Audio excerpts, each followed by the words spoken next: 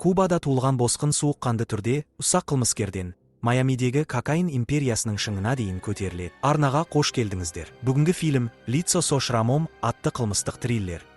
Фильм Майамидегі көші-қон бекетінде басталады. Онда босқындардың ұзын сонар кезегі Америка құрама штаттарында жаңа өмір бастауға үміттеніп, аптап күн астында күтіп тұр. Солардың арасында бетіндегі көзге түсетін тыртығы бар кубалық босқын Тони Монтана, ол үлкен жетістікке жетуді армандайды. Қатты тергелуден кейін Тони заңсыз иммигрант ретінде белгіленіп, босқындар лагеріне түседі. Онда оның тағдыры белгісіз болып қалады. Лагерде Тони өзінің досы Меннимен қайта қауышады. Меннидің жоспары бар, егер олар грин карт алса, Америкаға заңды түрде кіре алады. Бірақ бір шарт бар. Олар лагерде отырған Кубадан келген бір саяси жауды өлтіруі керек. Тони табысқа жетуге деген ынтасымен бұл қауіпті тапсырмаға келіседі. Ол бүлік шығарып, соны бүркемелеу ретінде пайдаланып, нысананы сәтті түрде жояды. Бұл оларға грин карта сыйлайды. Лагерден босап шыққан соң, Тони мен Менни ең төменнен бастайды.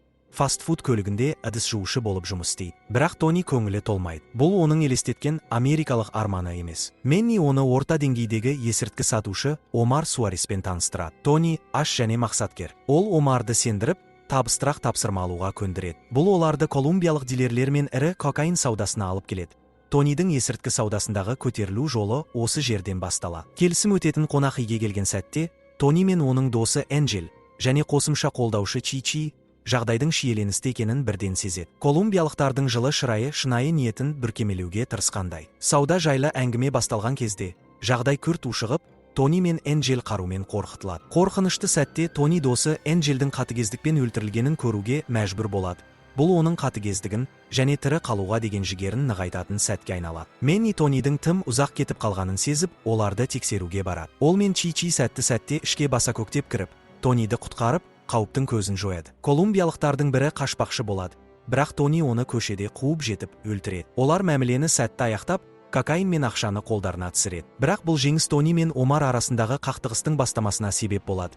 Омар операцияның жетістігіне өзі ие болғысы келеді. Омардың ашу ызасына қарамастан, Тони оны айналып өтіп, жүкті тікелей Омардың бастығы, Майамидегі есірткі әлемінің ірі тұлғасы Фрэнк Лопеске жеткізеді. Фрэнктің зәулім сарайы, байлық пен биліктің белгісі Тониді таңғалдырады, есірткі бизнесінің қаншалықты табысты екенін көрсетеді. Фрэнк Тонидің табысына таңғалып, оны құрметпен қарсы алып, тосты айтады. Сол жерде Тони Фрэнктің сымбатты әйелі Эльвираны байқап, оған бірден ғашық болады. Алайда Тони бастығының әйелін қалаудың қаншалықты қауіпті екенін жақсы түсінеді. Майамидегі есірткі әлемінде өзін мойындатқан соң, Тони анасы мен қарындасы тұратын қарапайым үйіне барады. Бұл оның бұрынғы өмірінің шындығын еске салады. Костюм киіп, жаңа өмірінің бейнесіне айналған Тони отбасына өзінің табысты әрі заңды бизнесмен екенін дәлелдегісі келеді. Бірақ анасы оның шынайы болмысын көріп, ұлының таңдаған қараңғы жолын бірден түсінеді. Ал қарындасы Тониді көргеніне қуанып, анасын оның көмегін қабылдауға көндіруге тырысады. Тони барлық күш-жігерін жұмсап, отбасына қамқор болғысы келгенімен,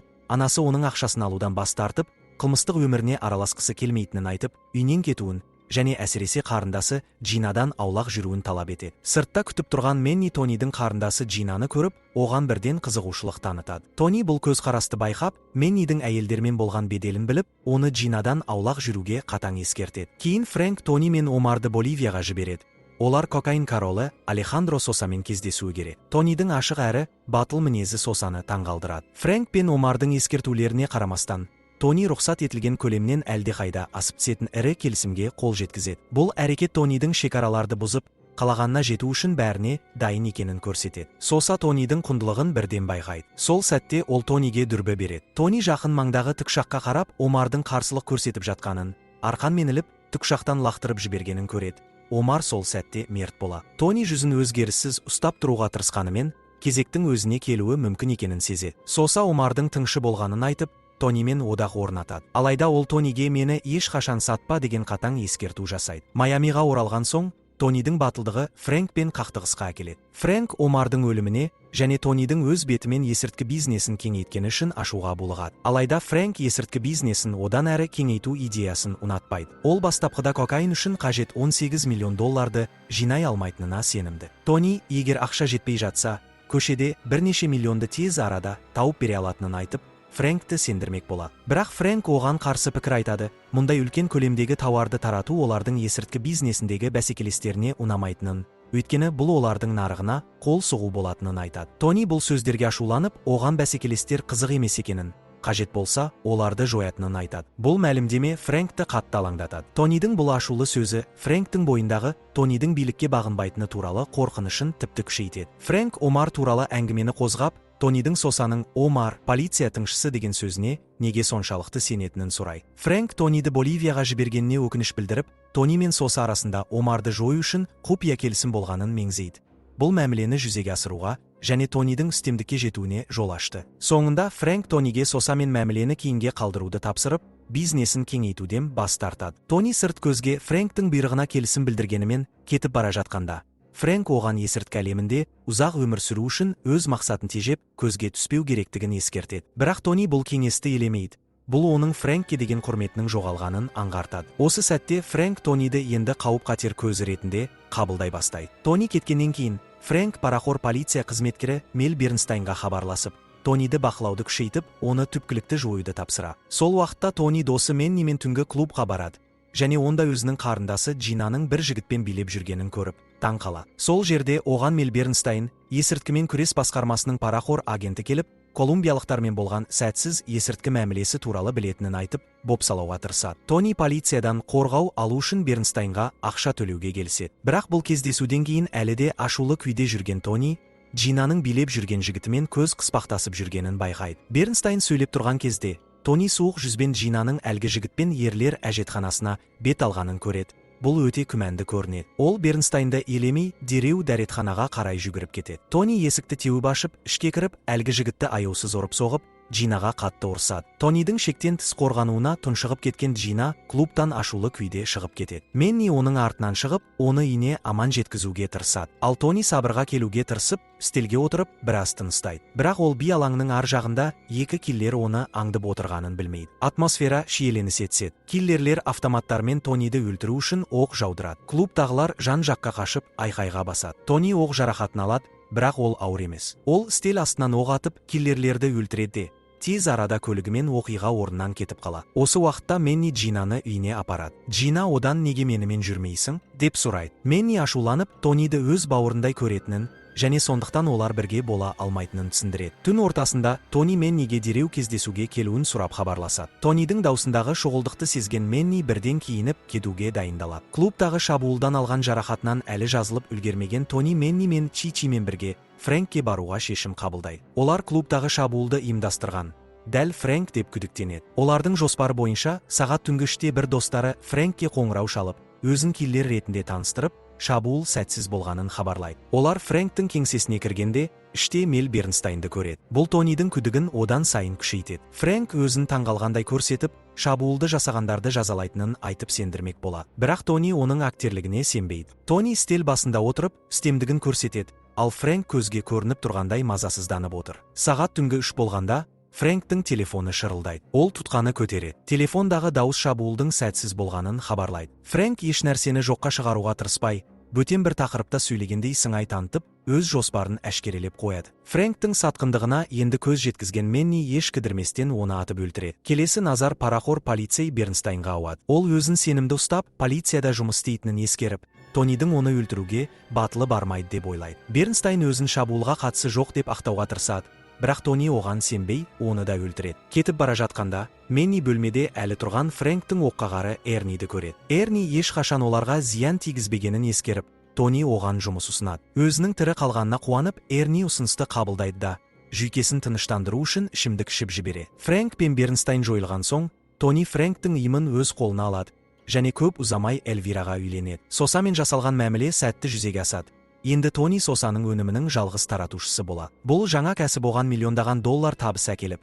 Тонидің бизнесін бірнеше миллион долларлық есірткі империясына айналдырады. Ол жаңа байлығын үлкен, қатаң күзетілетін аумақта орналасқан сәнді сарай салуға жұмсайды. Және осы арқылы өзінің империядағы үстемдігін бекітеді. Тони Эльвираға үйленіп, Майамидегі есірткі саудасын бақылауға алғаннан кейін, билік пен ақшаның масаты оның отбасылық өміріне кері әсер ете бастайды. Бұрын Тонидің тартымдылығы мен табандылығына қызыққан Эльвира өзін сәнді, бірақ бос өмірге қамалғандай сезінеді. Тони істемдігін сақтауға тым беріліп кеткен сайын, Эльвира жалған өмірден құтылу үшін есірткіге әуестене бастайды. Тонидің амбицияларына негізделген олардың некесі оның құлдырауының алғашқы белгілерін көрсете бастайды. Енді есірткі саудасынан орасан зор пайда тауып жүрген Тони бұл ақшаны заңдастыру үшін жылжымайтын мүлік компаниясы арқылы жасыруға тырысады. Бірақ ол бұл компанияның құпия тергеудің бір бөлігі екенін білмейді. Ол қолма-қол дәлелмен ұсталып, қамауға алынады.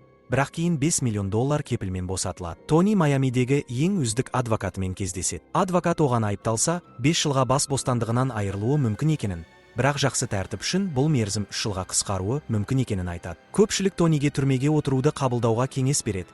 Бірақ Тони бұл ұсынысты үзілді-кесілді қабылдамай, түрмеге қайта бармауға бекінеді. Ол адвокатына айыптауларды алып тастау үшін жоғары лауазымды шенеуніктерге пара беруді ұсынады.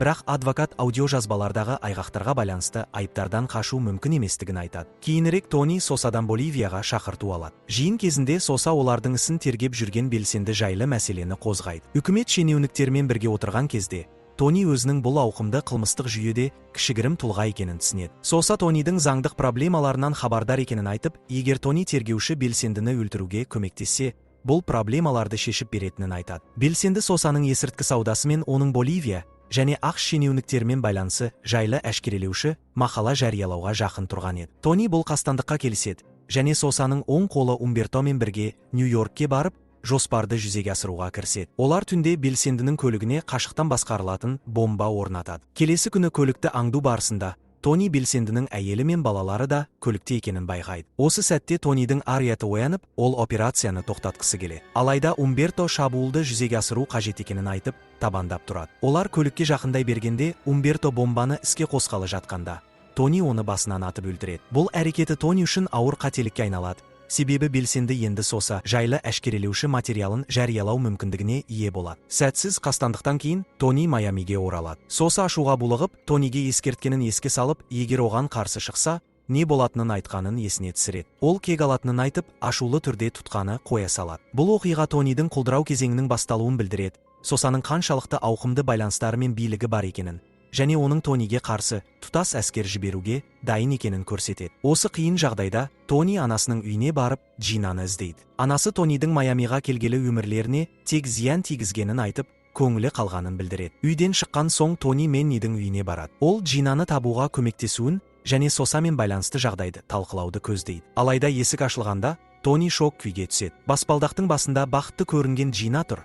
Бұл олардың Тониден жасырған махаббат қатынасын айғақтайды. Қатты ашуға булыққан Тони Менниді қарнымен атып тастайды. Бұл Джинаны қатты шошытады. Джина жүгіріп келіп, қанға малынған Менниге жетіп, көз жасына тұншығып, Тониге екеуінің үйленіп үлгергенін және бұл жаңалықты оған тосынсый ретінде айтпақ болғанын жеткізеді. Тым кеш болған еді. Сол сәтте Эрни келіп, оқ атылғанын естіп қойғандарын айтып, тезірек кету керек екенін айтады. Тони мен Эрни Джинаны мәжбүрлеп өздерімен бірге алып кетеді. Сарайына оралған Тони кінәсі мен қайғысына төтеп бере алмай, есірткіге салынып кетеді. Ол жасаған ісіне қатты өкініп, стел басында отыра жатып, өзін тыныштандыру үшін кокаинді қайта-қайта пайдаланады. Джинаның жүрегі қан жылап, Тонимен бетпе-бет келеді. Ол оған ашуын, қайғысын ақтыра айтып, егер Тони оны ешкіммен қосылдырғысы келмесе, өзімен бірге болсын деген ашы мысқылмен айтып, азап шегіп тұрғанын көрсетеді. Бірақ бұл әрекеттің астарында өлімге итермелейтін ниет бар еді. Ол тапаншасын алып, Тониге оқ жаудыра бастайды.